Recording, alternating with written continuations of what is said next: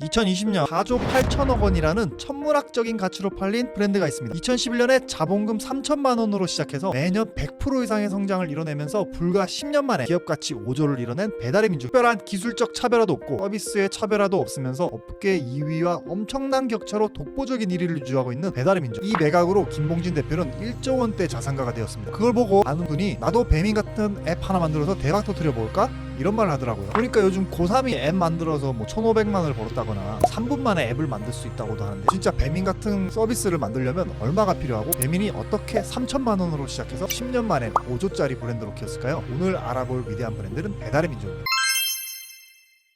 배달의 민족을 만든 김봉진 대표는 1976년 10월 전라남도 완도군에서 태어났습니다. 어렸을 때부터 화가가 꿈이었던 그는 고우처럼 후생에 인정받는 화가가 되는 것이 멋진 인생이라고 생각했죠. 중학교 때 예고를 가고 싶어서 아버지께 말씀드렸는데 미술은 돈이 안 된다고 이제 거절당합니다. 그래서 반항심에 공고를 갔다고 해요. 가서 일주일 내내 뭐 납땜만 했다고 하는데요. 하기 싫은 걸로 하니까 반에 42명이 있었는데 40등 했다고 합니다. 나머지 2명은 축구부였다고 하네요. 그렇게 방황하던 중 미술로 그림을 그리는 길만 있는 게 아니라 다양한 길이 있다는 것을 깨닫고 고등학교 3학년 때 화실을 다니게 됩니다. 대학도 전문대이긴 하지만 디자인과를 가서 드디어 이제 하고 싶은 일을 하게 되었죠. 즐겁게 하고 싶은 일을 하니까 장학금도 받으면서 지냈다고 해요. 학교를 졸업한 후에 처음부터 좋은 회사를 간 건 아니었다고 합니다. 2~3명밖에 없는 회사에 입사해서 월요일 출근해서 매일 밤새 일하고 금요일 퇴근할 정도로 엄청 빡세게 일했다고 해요. 김 대표는 실력을 가장 빨리 올릴 수 있는 방법은 엉덩이를 붙이고 있는 방법밖에 없다 라고 직접 말하기도 했죠. 그렇게 열심히 일하면서 실력을 쌓다 보니까 28살 때는 본인 실력이 최고라고 생각했었다고 해요. 하지만 본인 생각과는 다르게 대기업 PT에서 번번이 탈락했다고 하는데, 이제 뭐 대기업 입장에서는 김 대표의 디자인 결과물보다는 뭐 PT를 하고 있는 28살 어린 청년의 모습이 뭔가 눈에 밟혔을 거라고 생각이 들어서 잘하는 디자이너처럼 보이기 위해서 머리를 빡빡 깎고 뭐 수염을 기르고 뿔테 안경까지 썼다고 해요. 그렇게 집요하게 수주를 따내면서 차츰차츰 실력을 쌓다 보니 이노션까지 입사했다고 하고요. 이제 이노션은 제일기획과 함께 국내 양대 탑 광고 기획사로 불리고 있죠. 그렇게 좋은 회사를 다니던 김 대표가 일한 지 7~8년 차쯤 되니까 내가 이 일을 계속 할 수 있을까를 고민했다고 합니다. 깊은 고민 끝에 자신이 하고 싶은 디자인을 해보자며 강남구 대치동에 가구 디자인 회사를 차리게 됩니다. 디자인에 자신이 있었기 때문에 그런지 사람들도 많이 오고 뭐 이쁘다고 사진도 많이 찍긴 했지만 가구가 많이 팔리진 않았다고 해요. 그때 디자인을 잘하는 것과 사업을 잘하는 것은 다르다고 깨달았고, 사업이 유지되질 않아 결국 전세금 2억까지 다 날리고 폐업하고 맙니다. 돈도 날리고 일도 망하자 충격을 많이 받았는데, 때마침 아이들이 3~4살이어서 아이를 뭐 영어 유치원에 보내야 되나 말아야 되나 고민을 했다고 하는데요. 당시 김 대표의 와이프가 아기가 성장하는 것보다 아빠가 성장해서 아이가 컸을 때 애기한테 보탬이 되는 게 낫지 않겠냐며 김 대표에게 책값을 무제한으로 지원하기 시작했다고 해요. 그때 그렇게 한동안 책을 엄청 읽으면서 많이 느끼고 성장했다고 생각해서 지금도 배달의 민족 복지 정책 중 하나가 직원들에게 책값을 무제한으로 지원하는 거라고 하네요. 그 시기에 이사 가려고 전세자금 대출을 알아보려고 은행에 갔는데 직장도 없고 사업도 폐업했기 때문에 신용이 없어서 대출이 안 나왔다고 해요. 그래서 은행 직원이 직장 6개월 이상 다니면 대출이 나온다라고 해서 친구들이 먼저 가 있는 NHN에 입사했다고 해요. 혹시 실력이 있으니까 대기업 입사도 금방 되는 것 같습니다. 회사 다니면서 디자인 공부를 더 해야겠다는 생각이 들어서 대학원에 진학했다고 하고요. 여기서 김 대표는 회사 다니면서 본인 공부 삼아서 지인들에게 매일매일 디자인이나 트렌드에 관련된 유용한 인사이트나 사이트 링크를 8개씩 꼭 보냈다고 해요. 이게 하루 이틀은 몰라도 매일 8개는 쉽지가 않았을 텐데 처음에 한두 달은 진짜 하루에 2~3시간씩 걸려가면서 보냈지만 나중엔 좀 요령이 생겨서 편해졌다고 합니다. 그래서 2년 동안 단 하루도 빼지 않고 명절에도 응급실에 입원했을 때도 쉬지 않고 자료를 보냈는데, 그렇게 이제 꾸준히 보내다 보니까 주변에서 약간 김 대표를 보는 눈이 바뀌었다고 해요. 이렇게 뭐 별거 아니더라도 내 업력이 쌓일 만한 일을 꾸준히 하면 그것 자체로도 주변에서 인정하는 실력이 되는 것 같습니다. 2009년에 한국에 아이폰이 출시되고 김 대표는 스마트폰에 전단지의 내용이 한 번에 들어가 있으면 좋겠다라는 아이디어로 장난스럽게 형하고 친구들하고 가볍게 시작한 프로젝트가 지금의 배달의 민족이죠. 처음에는 이제 답심리 카페 한 구석에서 전단지를 모아서 스마트폰에 정보화시키는 작업이 전부였다고 합니다. 그렇게 배달의 민족 사업이 구체화되기 시작한 무렵 NHN을 퇴사하고 본격적으로 창업을 하고 사업에 집중합니다. 근데 이제 퇴사하고 창업하니까 은행에서 전세자금 대출을 회수해 가서 너무 힘들었다고 해요. 그것 때문에 지금도 이제 될성 싶은 스타트업 창업자들을 보면 1억씩 가계자금을 지원해주는 명목으로 구주를 산다고 합니다. 배달음식은 회사에서도 그렇고 학교에서도 그렇고 항상 막내가 시키죠. 그래서 20~30대 젊은 층에게 어필하기 위해서 즐겁고 키치한 B급 감성으로 브랜드 방향을 잡고 젊은 친구들이 이것저것 많이 배달 음식을 시켜 먹는다는 의미에서 배달의 민족이라고 이름을 지었고요. 밝은 땅에 사는 민족이라는 어떤 중의적인 의미로 서비스명을 지었다고 합니다. 배달의 민족을 만든 사람들은 어떤 사람들일까 생각하다가 키치하고 재밌는 패러디를 생각해서 용감한 형제들을 패러디한 우아한 형제들로 사명을 지었다고 해요. 처음엔 형제들이라고 지어서 남자 사원들밖에 안 들어오나 했는데 인테리어 인테리어를 바꾸니까 여자 사람들이 잘 들었다고 합니다. 스마트폰이 막 보급되기 시작하던 2010년 당시에는 스마트폰을 사용하는 사람들이 보통 IT 회사 직원들이 많았죠. 그래서 스마트폰 이용이 가장 많은 지역이 네이버 직원들이 많았던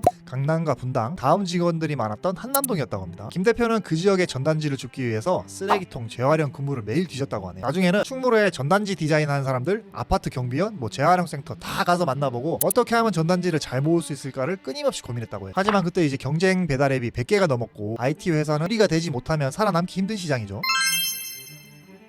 그렇게 배달의 민족이 처음부터 승승장구했던 건 아닙니다. 이제 사용자를 많이 모으긴 했지만 수익 모델이 없었어요. 1년 반 동안 매출이 없어서 투자받은 돈으로 근근히 버텼다고 합니다. 1년 반 동안 직원들이 힘들지는 않았냐라는 질문에 김 대표는 투자받은 돈이 있어서 월급이 오르진 않았지만 밀리진 않았고 시장에서 영향력을 확대해 나가는 것에 직원들이 재미를 느끼고 또 미래에 잘 될 것까지 생각하면서 으쌰으쌰 하면서 버텼다고 해요. 김 대표는 이제 벤처 캐피탈에 투자를 받으러 가면 그 건물 근처 전단지부터 수거해서 앱에다 집어 넣어두고 그 투자를 받으러 갔다고 해요. 담당자들이 어떻게 하면 이렇게 전단지들이 잘 들어가 있냐 이런 말을 들었다고 합니다. 이 말을 하면서 김 대표는 투자 받으러 가는 젊은 대표들에게 이렇게 말합니다. 투자자도 사람이다. 사람과 사람이 만나다 보면 맞는 부분도 있고 이제 배울 부분도 있다. 투자자를 돈으로 바라보면 대화도 투자도 힘들어진다. 오히려 투자자들을 많이 만나러 다니면서 많이 배웠다라고 합니다. 그러면서 투자자들이 오히려 지금 이익을 내지 말고 수익을 내지 말고 사용자 확대에 계속 재투자하라는 그런 조언을 한 투자자도 많았다고 해요. 그 리스트 상단에 광고를 이제 판매를 하면서 겨우 매출이 발생하게 되고 매년 100%씩 성장한 끝에 지금의 1위 플랫폼 자리에 있게 되었죠. 그렇다면 이제 배민은 경쟁 회사와 어떻게 차별화를 두었을까요?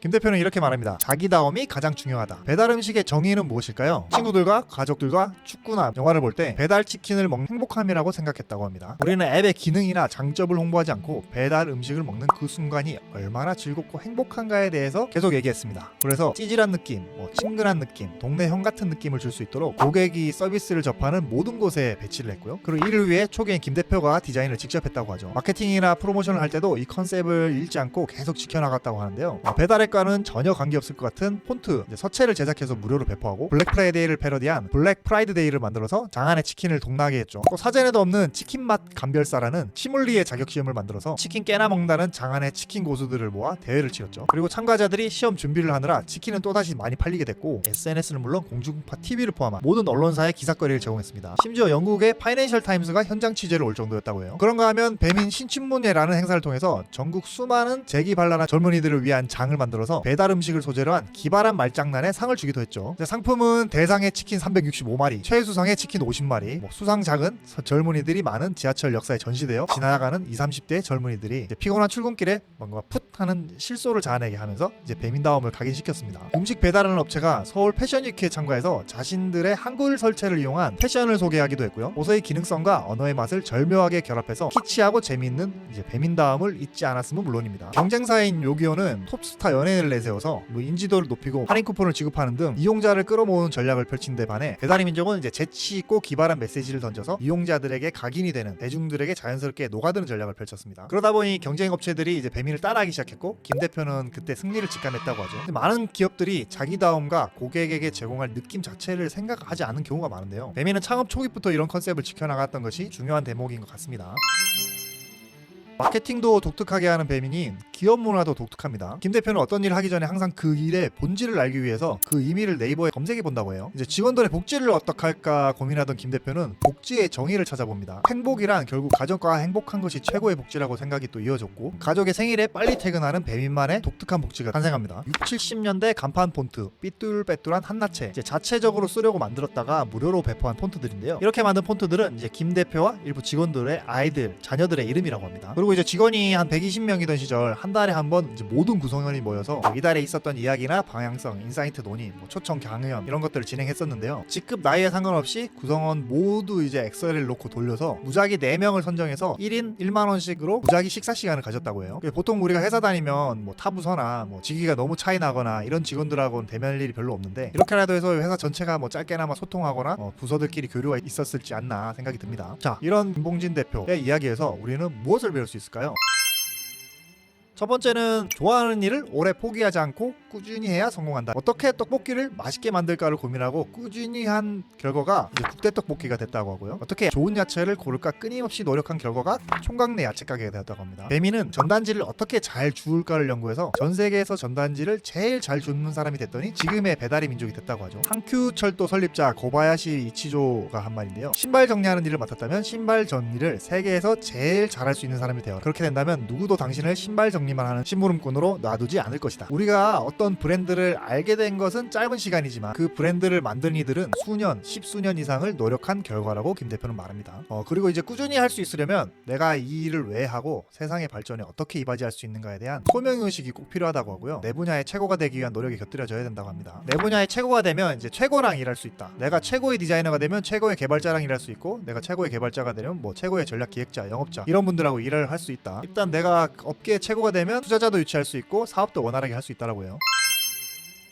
배달의 민족은 대기업이 하는 막대한 비용을 쏟아붓는 마케팅이 아니라 배민만의 컨셉으로 마케팅을 성공해왔습니다. 장인석 이사는 사업 초기 사회 초년생들을 대상으로 배달 서비스를 진행하기로 하면서 B급, 키치, 패러디 등을 콘셉트로 기본적인 설계를 해나갔다고 밝혔습니다. 100만 원밖에 들지 않았던 지하철 광고로 화제를 모으며 많은 이들의 참여를 불러일으켜 큰 홍보를 보기도 했고요. 치물리에 배민 신춘문예 등은 배민만의 조직 문화와 어우러져서 모든 직원들이 기존의 틀에서 벗어나서 배민다움을 추구하며 일한 결과물로 만들어진 프로모션이 아닐까 생각이 드네요. 스타트업에서는 절대 대기업과 같이 마케팅을 할 수가 없죠. 그러니까 우리가 알고 있는 마케팅 전략과 전술들은 대부분 큰 대기업의 케이스를 바탕으로 이론들이 만들어지고 검증되어 왔기 때문에 절대적인 인적 물적 자원이 부족한 스타트업 마케팅에서는 반드시 다움이 필요합니다. 배달의 민족은 그 배민다움을 일찍부터 만들어 왔기 때문에 지금까지 본질이 변하지 않고 이어져 왔고요. 스타트업에서는 막대한 물량의 TV 광고 같은 마케팅보다는 우리만의 가치를 담은 작은 마케팅이 훨씬 더 잘 맞고 오래갑니다. 배달의 민족이 그것을 잘 보여주고 있죠. 고급진 그런 감성은 아니지만 매우 영리한 브랜드 가이드라인을 갖고 있죠. 배민은 이제 B급 감성에 의존하지만 우선 고객과 교감이 되어야 한다고 생각하고, 그들의 고객인 조직의 막내 이 시대의 20, 30대들과 소통할 수 없는 메시지는 철저히 배제합니다. 두 번째는 이제 비상업적 접근을 추구합니다. 고객은 똑똑하기에 대놓고 장사하는 메시지에는 마음의 문을 열지 않는다는 것을 잘 알고 있죠. 그리고 세 번째, 고객이 궁금증을 가진 말할 일을 만듭니다. 호기심을 가져야 메시지를 보고 그래야 내 이야기를 들어준다는 거죠. 고객은 진화하고 그러한 고객을 위해서 접근 방식을 바꿔야 한다는 생각이 녹아들어 있습니다. 그리고 이 재밌는 게 이러한 세 가지 가이드라인을 단 두 개의 의성으로 정리한 것이 풋 하는 실소와 아 하는 공감의 감탄사입니다. 모든 아이디어는 풋 하는 실소를 자아내는 재미와 아 하는 공감이 있어야 한다는 거죠. 그것이 배민의 브랜딩인 배민다움을 만드는 요체입니다. 무엇보다도 어떻게 고객이 브랜드를 사랑하게 하느냐에 많은 시간과 노력을 투자한 것에 점수를 주고 싶은데요. 플랫폼 시대에 브랜드의 경쟁력은 그 브랜드가 사랑하는 소비자가 얼마나 많은가에 있죠. 그들은 어떤 상황이 오더라도 그 브랜드를 믿고 그 플랫폼에 어떤 제품과 서비스를 담더라도 믿고 따르는 팬덤인 거죠. 그렇다면 이러한 매력적인 고객 경험은 어떻게 만들어질까요? 되게 기업들은 외부 브랜딩에서 답을 많이 찾아요. 뭐 좋은 광고를 만들고 뭐 예쁘게 디자인하고 뭐 고객의 접점에 자신의 브랜드를 뭐 많이 노출을 하고 뭐 이런 것이 좋은 브랜딩이라고 생각을 하죠. 이러한 외부 브랜딩이 중요하긴 하지만 고객에게 약속한 것이 지켜지는 현장은 서비스 제품이 고객과 만나는 접점입니다. 이른바 직원들을 포함한 내부 브랜딩을 통해서 만들어질 수 있는 것이죠. 자, 그럼 다시 처음으로 돌아와서 배민 같은 거 하나 만들려면 어떤 준비가 필요할까요? 일단 자신의 분야에서 최고가 되어야 됩니다. 그리고 고객에게 표출할 브랜드를 정의할 수 있어야 되죠. 그리고 그것을 브랜드 전반에 걸쳐서 표현할 수 있어야 되고요. 직원들도 납득이 가도록 내부 브랜딩도 할 수 있어야겠죠. 아마 김 대표는 디자이너 출신이라 표현의 과정에 있어서 이미지로 표현이 쉽지 않았나 생각이 드네요. 김 대표의 사고 중에 가장 대표적인 것이 본질에서 뻗어나가는 사고방식인데요. 송파구에서 일 잘하는 법 또한 조직 관리의 본질을 고민한 결과물이 아닌가 생각이 듭니다. 뭐 다른 회사는 뭐 세계 1등이 되자 뭐 먼 것을 많이 얘기하지만 구체적인 문장이 많아서 사람들에게 공감을 많이 받은 것 같아요. 요즘 트렌드를 보면 이제 디자인을 잘하는 브랜드가 혹시 확실하게 고객에게 빨리 각인되고 브랜드가 주고자 하는 느낌을 잘 표현하는 것 같습니다. 물론 뭐 배민이 일각에서는 소상공인 등쳐먹는다고 뭐 욕먹는 기업이긴 하지만 반대로 잘 활용해서 매출을 띄운 가게도 많으니까요. 다음에 소개해드릴 브랜드는 유튜버들 사이에서 조회수 치트키로 불리는 다이소입니다. 많은 기대 부탁드리고요. 빨리 받아보시려면 구독, 좋아요, 알림 설정 부탁드리고요. 지금까지 당신을 브랜드로 만들어드리는 위대한 브랜드였습니다. 감사합니다.